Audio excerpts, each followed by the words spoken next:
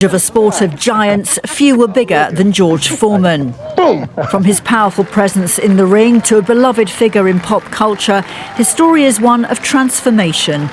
Born in 1949 in Texas and a high school dropout, Foreman rose from humble beginnings to become a titan of the boxing world. Winning Olympic gold in 1968, leading to this visit to the White House. Then winning the heavyweight title by destroying Joe Frazier in 1973. George Foreman, a name synonymous with boxing greatness, entrepreneurial success, and personal transformation. His journey from a troubled youth to a global icon is a testament to resilience, faith, and the relentless pursuit of reinvention. In this comprehensive exploration, we delve into the life of George Foreman, tracing his path from humble beginnings through the pinnacle of boxing glory, personal struggles. Some big shots he's getting through. Round two coming to a close. In the last 30 seconds, have seen some big blows from Foreman. Remarkable comebacks and his enduring legacy. Born on January 10, 1949, in Marshall, Texas, George Edward Foreman was one of 7 children. Growing up in Houston's Fifth Ward, a neighborhood plagued by poverty and crime, young George faced numerous challenges. He often found himself on the wrong side of the law, engaging in street fights and petty crimes. However, a pivotal decision to join the Job Corps at the age of 16 marked the beginning of a transformative journey. Through this program, Foreman discovered boxing, a sport that would channel his aggression and provide a pathway to a better life. Under the mentorship of Doc Broadus, Foreman's natural talent for boxing flourished. His raw power and intimidating presence quickly set him apart. In 1968, he earned a spot on the U.S. Olympic boxing team and clinched the gold medal in the heavyweight division in Mexico City. This victory catapulted him into the professional boxing scene, where he rapidly ascended the ranks. By 1973, Foreman had amassed an impressive record, leading to a title shot against the reigning heavyweight champion, Joe Frazier. In a stunning display of dominance, Foreman knocked Frazier down 6 times within 2 rounds, securing the heavyweight title and establishing himself as a formidable force in boxing. Foreman's reign as champion set the stage for one of the most iconic bouts in boxing history, the Rumble in the Jungle. In 1974, Foreman faced Muhammad Ali in Kinshasa, Zaire. The fight drew global attention, not only for the clash of 2 boxing titans, but also for its cultural and political significance.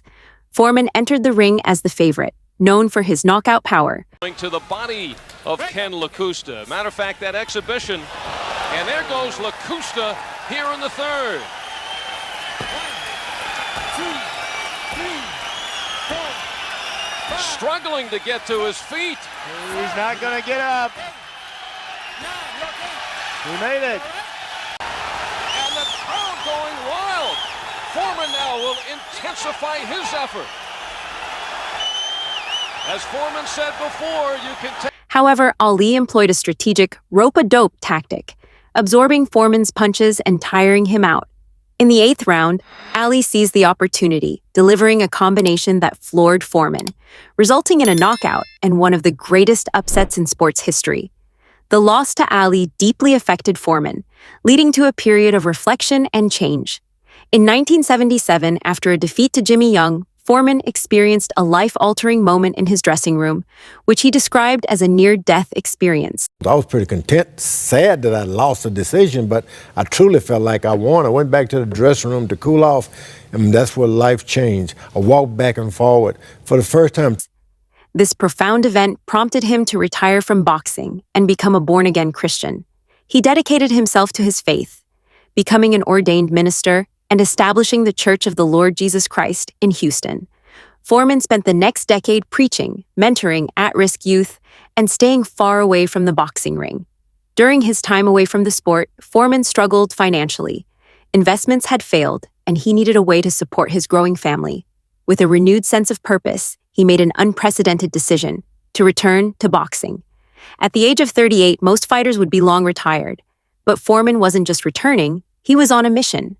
Fans and critics laughed at the idea of a comeback. He was older, heavier, and far from his prime. But Foreman didn't care. He fought for redemption, for his legacy, and for the message that no one is ever too old for a second chance.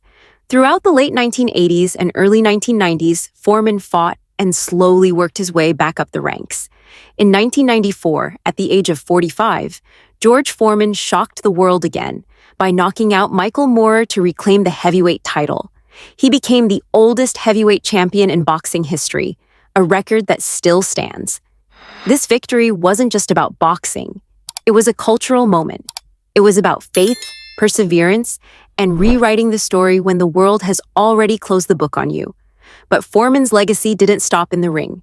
In the mid-1990s, he became the face of a new product, the George Foreman grill. At first, he didn't think much of it, but the grill became a sensation. Millions were sold, and Foreman became a household name all over again, this time in kitchens instead of arenas. He reportedly made over $200 million from the deal, far more than he ever earned as a boxer.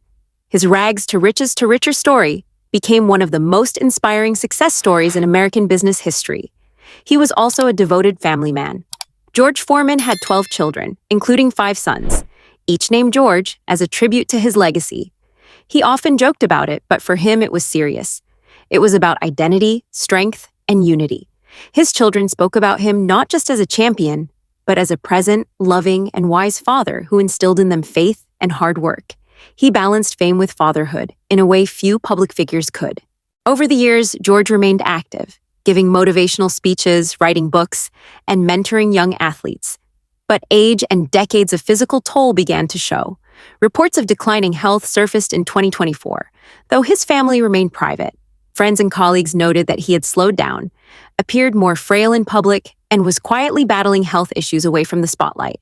Please subscribe to our channel and turn on the notification bell to stay updated. Your support means the world to us, and we truly appreciate it. Thank you. On the night of March 21st, 2025, George Foreman passed away at the age of 76. The cause of death was reported to be complications from heart failure. He died surrounded by his family at his Houston home. The world woke up to headlines, tributes, and tears. Social media flooded with memories. From fans, fellow athletes, celebrities, and political leaders, Mike Tyson, Scottie Pippen, and countless others honored his legacy.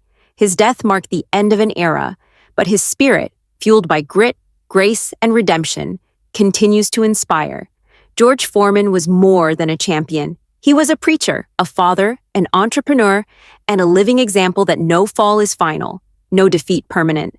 From poverty to gold, from knockout losses to legendary comebacks, from grill master to grandfather, his life was a heavyweight story in every sense of the word. Rest in power, Big George. The world will never forget your fight.